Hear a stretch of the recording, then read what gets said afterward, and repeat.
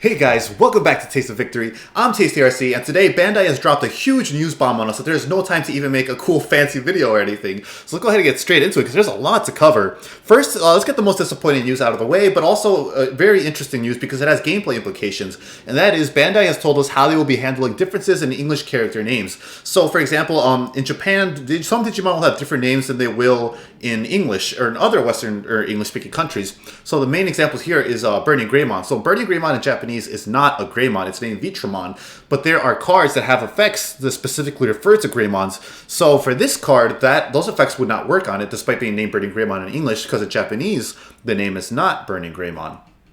So what they're going to do is, as such, we decided to introduce a general rules exception to address these differences. Example, card text that reads Digimon with Greymon in its card names don't count as Greymon. So basically what they're going to do to handle these is the character name listed above no longer count as the specified character names when referencing card text. So basically how they're handling this is basically just telling you to go look at their website. So yeah, that's going to be annoying because you will maybe have players that don't believe you, think you're cheating them, waste time calling a judge or something like that. So that is very unfortunate. I don't know if I am relevant enough for Bandai to bother watching my videos or any employees there, but please, going forward, please just put this card is not treated as a Greymon text or something going forward, because it saves time, it saves space on the cards. It's just such a better, easy solution to handle it. You know, because I understand these names are too iconic and you don't want to use the original Japanese name, I get it. But yeah, basically just tell your friend, yeah, just refer to this list on the website to be able to tell if the card works or not. So that's going to be annoying for people who did not watch the show, but that is how Bandai is handling this. So that's how we know going forward. So now, the very interesting, exciting stuff, like super exciting. We got a lot of pre-release tournament info stuff for Booster Set 4, Great Legend. So Booster Set 4, Great Legend in English has been delayed to June 11th in America. But with that, they have released a lot of pre-release tournaments. So if you play Yu-Gi-Oh!, if you play Magic or play Pokemon, you know what these are. If you go to Pokemon, they'll give you a battle and build kit. It comes with like 4 packs, maybe 6, and it comes with a couple of promos and like a promo deck. And you build it together, you go and you play games to win extra packs and stuff like that. And it's all just for fun to get people started with the new set. Yu-Gi-Oh! and Magic the Gathering do similar things, so I'm assuming that that's what this is going to be. But with COVID, things are going to be different, obviously. So this is the Great Legend pre-release tournaments. So with these, this is a bunch of stuff you're going to get for entering these tournaments. The first official Digimon pre-release event in store will be supported in June, because this set is coming out June 11th now after a 2-week delay. Because of the coronavirus pandemic, they can't be certain of what regions will have these tournaments or how they want to handle them. So it's going to be completely up to your store. So if you're able to contact your local gaming shop, absolutely reach out to them, send them a message on their social media or give them a call, see how they're going to handle this at your local card shop. So yeah, if it is safe, you will have a tournament and you'll do whatever packs they would normally distribute. Otherwise, it's going to be the equivalent of how many you would spend buying product. So I'm not sure. That is completely up to your local game store, basically. So this is a pre-release. So the set is June 11th. So for the pre-release period will be June 4th to the 10th. So here's the contents of what's going to be in this. So first one, participation card Pulsemon ×8. So just for joining these tournaments, you will get a Pulsemon promo card just for joining. You don't have to worry about winning, and you will get this. So it's interesting to note this. This card is exclusive to this pre-release. So this other one, Magna Edgemon, is just an alt art. These other cards we'll get to later are just alt arts. But as far as attending a pre-release event, this Pulsemon is exclusive. Now, we see in Japan that there is another Pulsemon alternative art card. There's 2 arts for Pulsemon, and one is distributed by buying that new Vital bracelet Fitbit thing they released, and the other is by attending their locals and giving out at Tamer Party events. So hopefully in the future, it's likely that we're going to get another way to get Pulsemon. So if you can't attend these, don't worry just yet.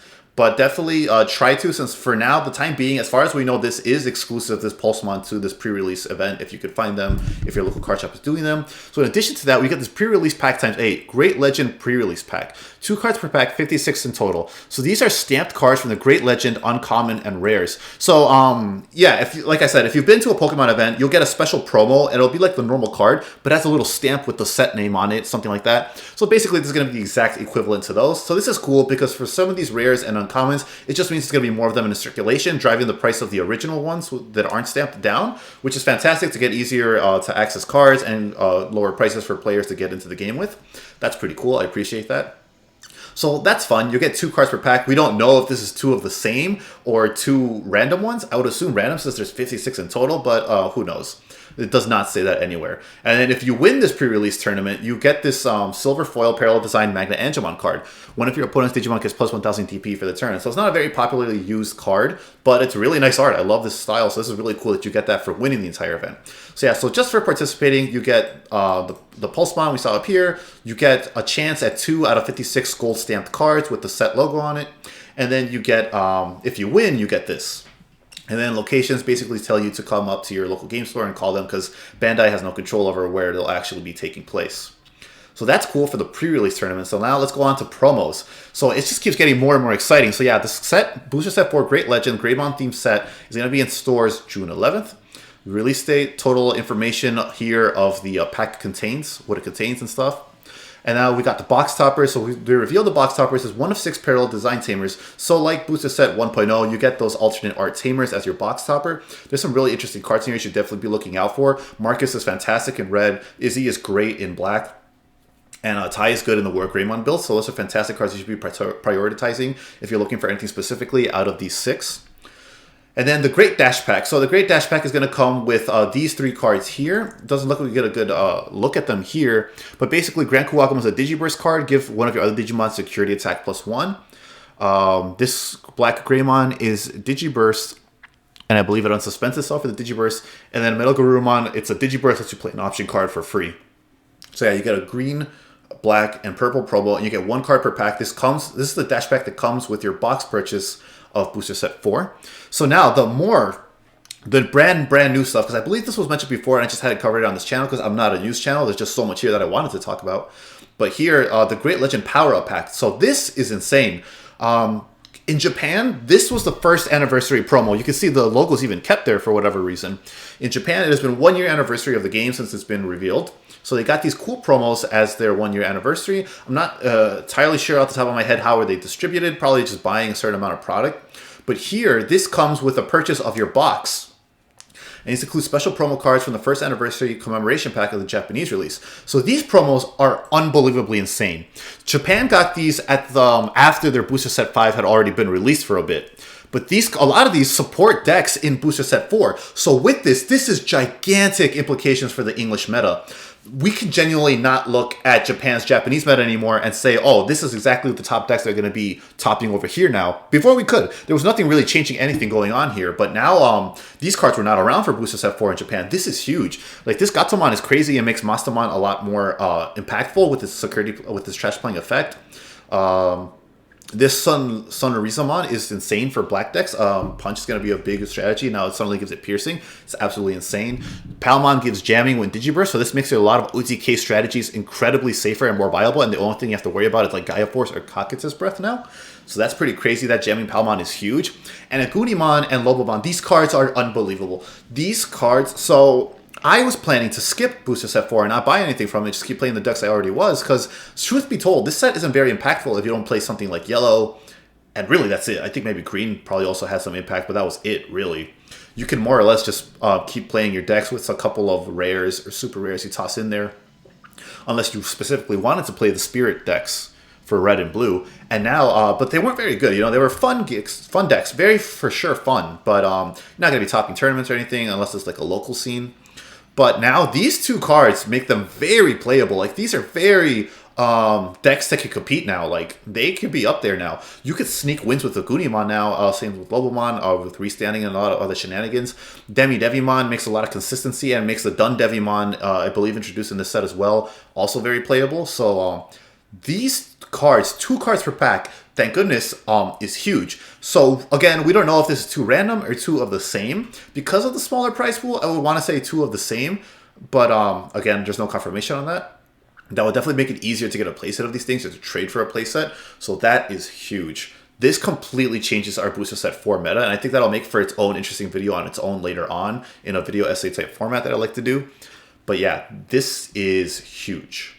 this completely changes our meta. And like I said, I wasn't interested in buying Booster Set 4 at first, and now I really am. Now I actually want the spirits. Like, this is crazy. This is huge implication. Completely changes and shifts our meta on its head. It's crazy. And then final piece of information is the Digimon card theme Booster X1 Classic Collection. So we don't know much that exists other than it's an extra booster. So it's going to be a smaller set, mainly more for collection purposes, it seems like. And it seems to be the Classic Collection is titled. So it's going to be smaller, it's going to be nostalgia based, and maybe we could assume it has classic artwork like this to get people that are collectors or into the set for fun to buy it. Kind of like... yeah, actually, we don't really know much more else other than that it exists, and this will be coming in July. So that'll be a fun little product to put some space in between Booster Set 4 and Booster Set 5. Or rather, Japan, it'll be between Booster Set 6 and 7, I believe. But either way, there's a ton of news. This is all incredibly exciting. Completely changes our meta in an English format, and I'm really actually excited for Booster Set 4 now. Like, this is crazy. Lots of news. Let me know what you guys thought. Let me know what you guys think. What are you excited for? Does this change if you're going to get Booster Set 4 or what you're going to play now? Let me know in the comments below, and I'll see you guys in the next video. So remember, until that next video, remember to stay hungry until you get a taste of victory.